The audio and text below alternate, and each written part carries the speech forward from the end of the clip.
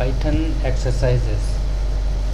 आज हम पाइथन के कुछ एक्सरसाइजेस कर लेते हैं जिससे हमारे जो टॉपिक्स हैं कुछ और क्लियर हो जाएंगे।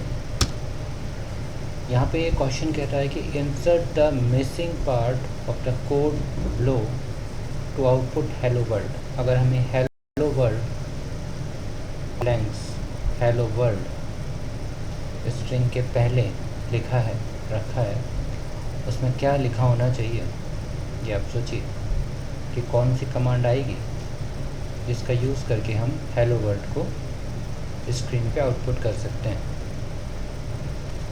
मुझे लगता है आपको ये आता होगा। इसका आंसर देख लेते हैं। Print hello world. Using print command हम स्क्रीन पे स्ट्रिंग को आउटपुट कर सकते हैं। सेकंड देखें, ये कहता है create a variable named car name and assign the value Volvo to it. हम एक वेरिएबल क्रिएट करना है जिसका नाम होगा कार नेम, और उसको हम जो वैल्यू असाइन करेंगे वो ही वॉल्वो VOLVO। किस तरीके से होगा देख लेते हैं। ये इसका आंसर है। कार नेम एक वेरिएबल डिफाइन हो गया और हमने इसको स्ट्रिंग वॉल्वो असाइन कर दी। अब कहते हैं create a variable named x and assign the value 50 to it. यहाँ पे एक x जो है एक इंटीजर टाइप का वेरिएबल होगा जिसको हमें वैल्यू असाइन करनी है 50। इस तरीके से x इक्वल टू 50 इसका आंसर। क्वेश्चन कहता है डिस्प्ले द सम ऑफ 5 + 10। 5 + 10 का सम एडिशन हमें दो वेरिएबल्स की मदद से x एंड y की मदद से प्रिंट करवाना है। जो हमारा इंस्ट्रक्शन है उनकी पहले इंस्ट्रक्शन इन्होंने फिल नहीं करी है और कहा है कि आप फिल करिए। तो dash equal to dash, second है y इक्वल टू 10 और प्रिंट कमांड में हमने लिखा है x डैश y। तो थोड़ा सोचिए, थोड़ा सा रख लेते हैं या फिर आपको आउटपुट दिखाएंगे।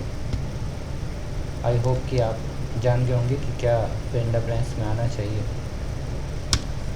तो अगर x को हम 5 वैल्यू असाइन करें, y को 10 और प्रिंट कराएं x + y, तो 5 + 10 स्क्रीन पे प्रिंट हो जाएगा। That means 15। यहाँ पे हम क्वेश्चन कह रहे हैं create a variable named z, assign x + y to it and display the result. पिछले वाले क्वेश्चन में हमने x और y को डायरेक्ट x + y करके प्रिंट करवाया था। यहाँ पे कह रहे हैं कि उसकी वैल्यू हमें z में असाइन करनी है और फिर हमें z प्रिंट कराना है। तो बड़ा सिंपल है कि फिल इन द ब्लैंक्स हमारे क्या होना चाहिए। अगर 5 वैल्यू असाइन कर दी गई है, y में 10 असाइन कर दी गई है, क्वेश्चन के अनुसार एक नए वेरिएबल z को हम क्रिएट करेंगे जिसमें x + y की वैल्यू असाइन करेंगे और आउटपुट करेंगे उस z वेरिएबल को। तो ये है आउटपुट, प्रिंट द ब्लैंक्स में आएगा z। अब आगे जो वेरिएबल्स नेम्स होते हैं उसके ऊपर थोड़ा सा आपको बता देता हूँ, उसके बाद इसकी एक्सरसाइज करेंगे। तो वेरिएबल नेम जो होता है वो स्टार्ट होगा या तो लेटर से या अंडरस्कोर कैरेक्टर से। किसी नंबर से हम कभी वेरिएबल नेम को स्टार्ट नहीं करते। सेकंड रूल ये है। थर्ड रूल है कि या तो अल्फ़ाबेट्स होंगे या न्यूमेरिक डिजिट्स होंगी या फिर अंडरस्कोर। इन तीनों के अलावा हम वेरिएबल नेम में कुछ और यूज़ में नहीं लेंगे। That means alpha numeric characters and underscore. Dash या कोई और सिंबल हम वेरिएबल नेम में यूज़ नहीं करते। फोर्थ रूल कहता है वेरिएबल नेम्स केस सेंसिटिव होते हैं। दैट मीन्स अगर AGE जिसमें सारे लेटर्स स्मॉल केस में हैं, फिर एक है A कैपिटल में है, फिर GE, और थर्ड केस है AGE अपर केस में। तो ये तीनों डिफरेंट वेरिएबल्स हैं, ये अलग अलग वेरिएबल्स हैं, ये एक नहीं है, सिमिलर नहीं है। ये कुछ एग्जांपल्स हैं लीगल वेरिएबल नेम के, आप देख सकते हैं। जहाँ पे हम अंडरस्कोर भी शुरू में यूज़ कर रहे हैं वेरिएबल नेम में, कैपिटल लेटर्स भी यूज़ में ले रहे हैं, लेटर्स भी हैं, नंबर्स भी हैं, लेकिन कोई सिंबल हमने किसी वेरिएबल नेम में यूज़ नहीं किया है। कॉम्बिनेशन है अल्फ़ाबेट्स का, नंबर्स का और अंडरस्कोर का। और ये हैं कुछ इल्लीगल वेरिएबल नेम्स जिसमें वेरिएबल के शुरू में ही हमने नंबर यूज़ कर लिया जो अलाउ नहीं है। सेकंड केस में डैश यूज़ किया है जो अलाउ नहीं है। और थर्ड केस में माय और वेयर के बीच हमने स्पेस दी है जो भी अलाउ नहीं है। तो इन बातों का हमें ध्यान रखना है। यहाँ पे क्वेश्चन कह रहा है remove the illegal characters in the variable name. Variable name में से इल्लीगल कैरेक्टर्स को आप हटा दीजिए।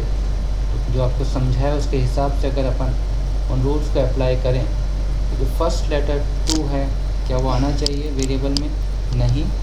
और इसी तरीके से माय के बाद जो डैश हमने यूज़ किया है ये भी रिमूव हो जाना चाहिए। तो आंसर हमारा इस तरीके से रहेगा। Insert the correct syntax to assign the same value to all 3 variables in one code line। अगर हमें 3 वेरिएबल्स को एक ही वैल्यू असाइन करनी है और वो भी एक ही स्टेटमेंट में, तो उसके लिए जो नीचे हमारा कोड लिखा है उसमें फिल इन द ब्लैंक्स में कौन सा कैरेक्टर आना चाहिए वो पूछा गया है। तो आउटपुट देख लेते हैं।